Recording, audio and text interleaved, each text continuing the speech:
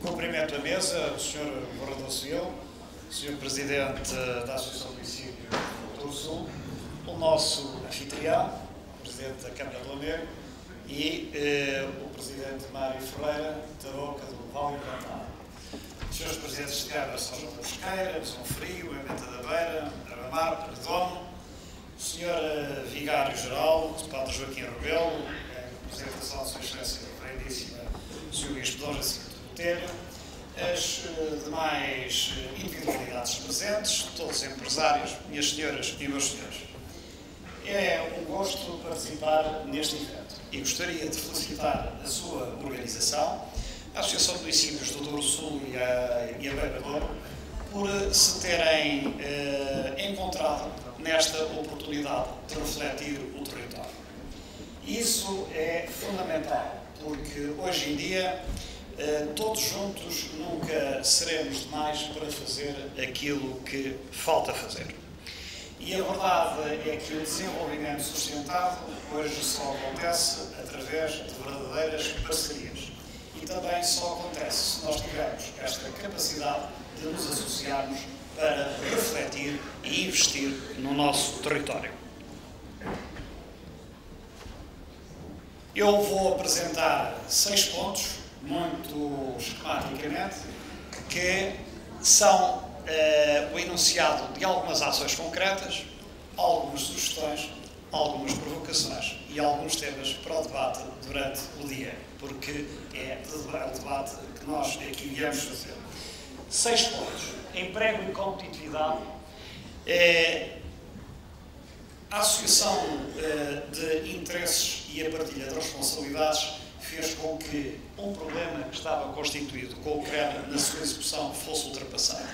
E fosse ultrapassado porque quer a Associação Nacional de Municípios, quer o Governo, tiveram o bom entendimento de olhar para aquilo que estava e de encontrar as soluções necessárias, que foram, aliás, sufragadas por todas as comunidades intermunicipais e também por todos os autarcas. E aquilo que estava ou que conhecia um constrangimento é hoje um problema que não existe e o CREN tem conhecido um incremento notável em todo o país.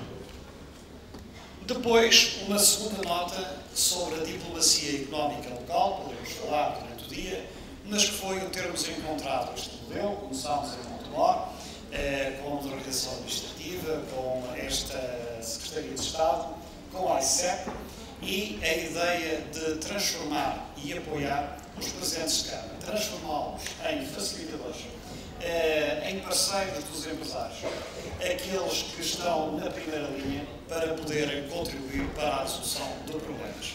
E a verdade é que simplificação administrativa e também na área da economia, a Agência para o Investimento e Comércio Externo de Portugal se encontraram para celebrar, por exemplo, em Montemor, com a Comunidade Intermunicipal do Baixo Mondego, um protocolo de cooperação que implica a assistência personalizada aos empresários de toda aquela região. Depois, o segundo ponto sobre simplificação e transparência.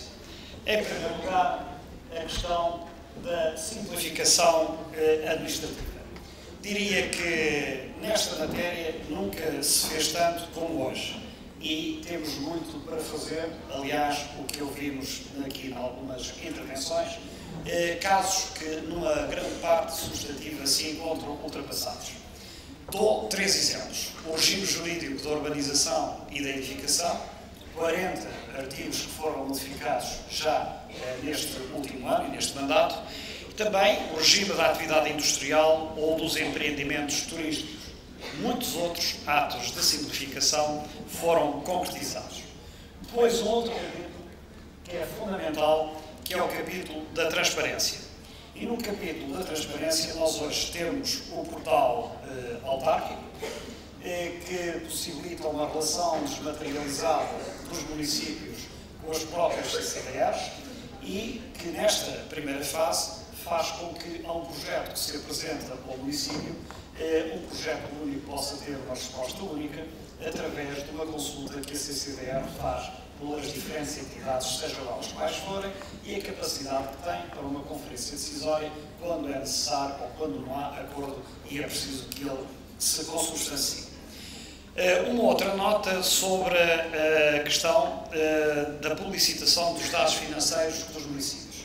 Desde outubro, e pela primeira vez desde o 25 de abril, todos os municípios têm a sua vida exposta no portal autárquico e no site da DGAL. Portanto, recursos humanos, limites de endividamento, prazos médios de pagamento, a questão de retenções, tudo o que possam querer saber sobre qualquer município do país está lá. Qualquer cidadão carrega no botão e sabe como é que está a sua autarquia nos mais diversos aspectos. Este foi um passo fundamental, não foi preciso legislação, não foi preciso nenhum debate, foi preciso apenas fazer, concretizar, e se durante o mês e tal houve muitas notícias nos jornais sobre isto e sobre aquilo, nesta Câmara, daquele município, a verdade é que tudo isso abrandou, porque é normal nós termos acesso àquilo que devemos ter, ou seja, aos dados de cada um dos nossos municípios. E também a divulgação dos relatórios e planos anuais da Inspeção-Geral da IGAL no seu site. Os processos estão concluídos e hoje qualquer cidadão pode também consultá-los sem qualquer problema. Portanto, tudo que anteriormente era um constrangimento ou uma dificuldade, tudo se tornou mais simples, mais transparente, com o apoio dos municípios. E importa relevar este aspecto, é que isto é feito com o apoio dos municípios e com a Associação Nacional de Municípios. O que significa que quando queremos reformar e quando queremos construir, nós temos que envolver as partes nessa reforma e nessa transformação. Pois é isto que está a acontecer. Terceiro ponto, cooperação técnica e financeira. Ouviram falar muito deste Fundo de Emergência Municipal, infelizmente, nestes últimos dias, mas também o podemos aplicar já este ano. Acontece que foi uma previsão feita para inscrever no orçamento em 2010 esta ferramenta que pensou muito nas intempéries e nas condições, por vezes, climatéricas extremas e a falta de facilidade de utilizar um instrumento para resolver problemas. E então, imaginámos este instrumento, ele está constituído, já funcionou para os municípios do Oeste. Foram 11 municípios, tiveram verbas correspondentes a uma comparticipação de 60%, de cerca de 6 milhões de euros, que já está, digamos, entregue a partir de setembro e que tem uma particularidade, é que são contratos de programa feitos com os municípios com pagamento na hora, ou seja, entregam o recibo e a fatura, levantam o dinheiro e, portanto, não há atrasos. E é isto que eu espero que possamos construir na segunda-feira nos municípios atingidos pelo tornado e que tem sido amplamente noticiado e, por isso, iremos ao terreno. Segunda nota, cooperação técnica e financeira tem que ter um sentido. E o sentido do tema que estamos aqui a discutir é o de contribuir para o desenvolvimento e para a sustentabilidade.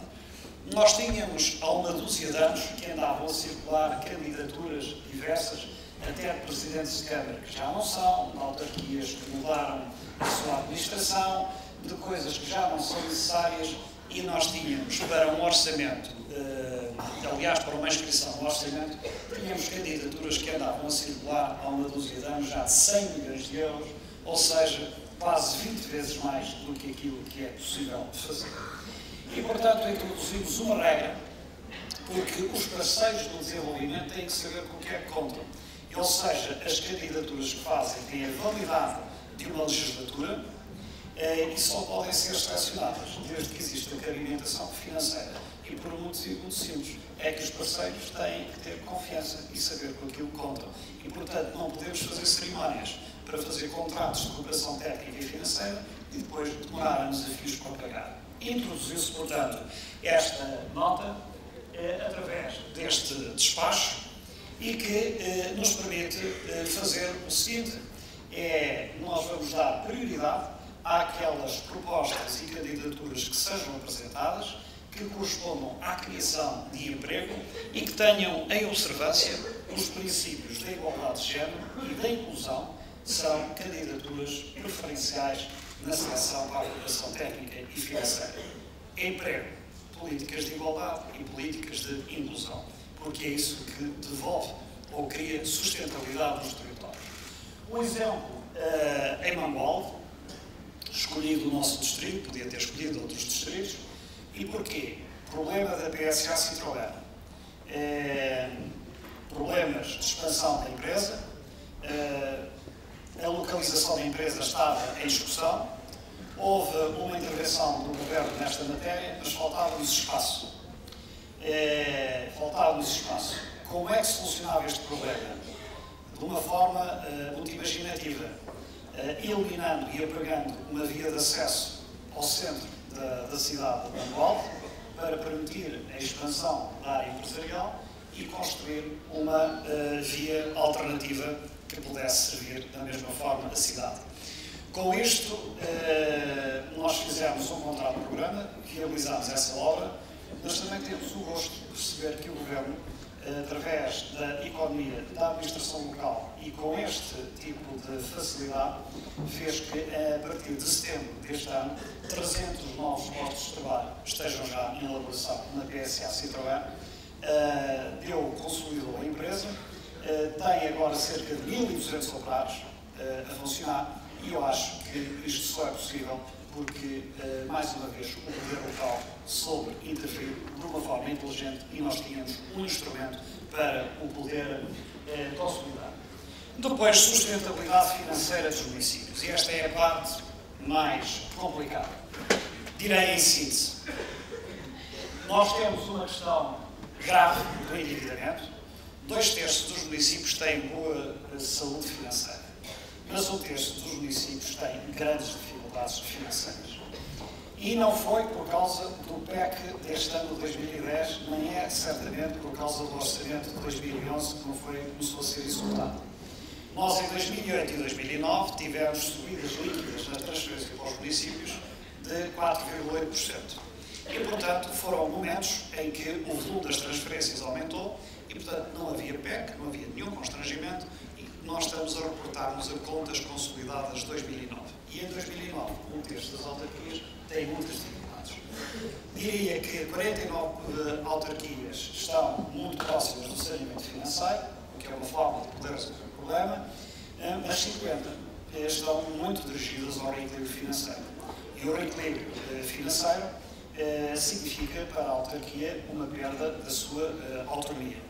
Mas, destas 50, cerca de 40 já tinham recorrido ao saneamento financeiro, ao prédio e a outros instrumentos que não resultaram. Portanto, endividamento é uma questão fundamental. Estamos a falar da competitividade dos territórios, mas para termos competitividade nos territórios é preciso ter uma boa situação financeira. Os municípios do Douro Sul, no seu conjunto, têm uma boa capacidade de endividamento ainda, quer no líquido, quer no médio e no longo prazo, globalmente.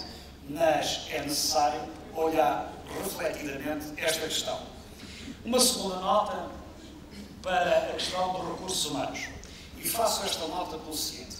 Nós temos 132 mil funcionários nas autarquias locais, com médias de etárias bem caracterizadas, mas a verdade é esta. Nós temos que pensar os nossos recursos humanos de modo a que estes recursos humanos sejam uma oportunidade para os nossos territórios e não sejam um constrangimento para os nossos territórios.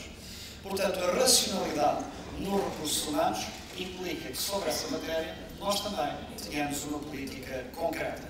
Ou seja, devemos ter sempre os recursos humanos que são necessários e que são competentes para aumentar, incrementar esse desenvolvimento e competitividade do território. E a aquisição dos serviços faz-se da mesma forma. Portanto, em síntese, naquilo que é o orçamento para 2011, nós sabemos o seguinte, que os municípios que têm boa situação financeira não têm grandes constrangimentos nos recursos humanos, nem têm grandes constrangimentos na aquisição de serviços, porque não têm que pedir uma autorização especial para esse efeito, apesar de estar observada uma regra geral.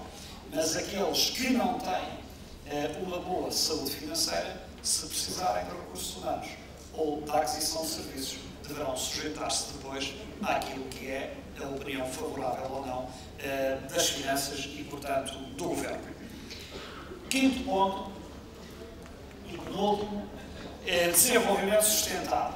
Desenvolvimento sustentado implica também pensar as ferramentas do desenvolvimento. Setor empresarial local, está em curso o livro branco sobre o setor empresarial local. Lançámos essa discussão na opinião pública. Aliás, tive ocasião de fazer aqui em Lamego, uma das sessões em que nos encontramos, e o primeiro resultado é este. Isto é feito com a Associação Nacional de Municípios, mais uma vez, juntos. E o resultado só o saberemos em definitivo muito perto da primavera e o verão. Mas há uma consequência já na opinião pública. É que todas as semanas nós ouvimos notícias de que vão fundir empresas municipais, vão extinguir-se empresas municipais, e são muitos os municípios que fizeram esse anúncio. Finalmente, reorganização do território, fundamental também. Nós temos 308 municípios, 4.260 freguesias, uma não está ainda instituída, temos 132 mil funcionários, uma transferência que andará muito próxima dos 3 mil milhões de euros, temos as receitas próprias, temos os fundos comunitários, temos o recurso à banca e temos o setor empresarial local. E nós temos 57.445 eleitos. O que temos que perceber é se este é o modelo que nos convém. Como é que vamos fazer? Mais uma vez, em parceria com os municípios, com as freguesias. A ANAF está absolutamente de acordo e nós lançaremos pelo menos 5 grandes debates a partir da primavera em vários pontos do país. Sem pressupostos à partida, mas para nos ouvirmos melhor sobre esta realidade e pensarmos se nós devemos ter este território assim organizado ou se nós, eventualmente, podemos ter soluções para ter um território mais sustentado e mais competitivo. E este último ponto é um pouco para responder, nem por acaso, por coincidência, ao Sr. Presidente da Câmara de Lamego, mas a todos os altares. É a lei das finanças locais, equidade no sistema fiscal. Eu estou de acordo com isso. A riqueza acontece em vários pontos do território. E onde acontece riqueza, deve ficar uma parte dessa riqueza nesse território. E o Governo está muito sensível a esta ideia. Se nós hoje em dia temos energias eólicas, uma parte daquela receita fica naqueles territórios. Não há nenhuma boa razão para que com outras fontes de riqueza, pode ser, por exemplo, a produção de energia, uma parte não seja considerada para esses territórios. Não se trata de aumentar a carga fiscal, trata-se apenas de a distribuir com outros critérios. Portanto, o que queria deixar aqui como boa nota é que nós, em matéria de finanças locais, não só estamos a estudar e a recolher os dados que podem ser objeto de alteração também com a Associação Nacional de Municípios, como estamos a fazer algum trabalho de campo, já adiantado, diga-se de passagem, nesta matéria, para podermos materializar uma ideia que me parece fundamental. A ideia de melhor e maior equidade fiscal nos territórios. Sr. Presidente, meus senhores e meus senhores, é este o meu contributo, as minhas informações e as minhas provocações, que eu espero que venham a animar o debate. Muito obrigado e bom dia.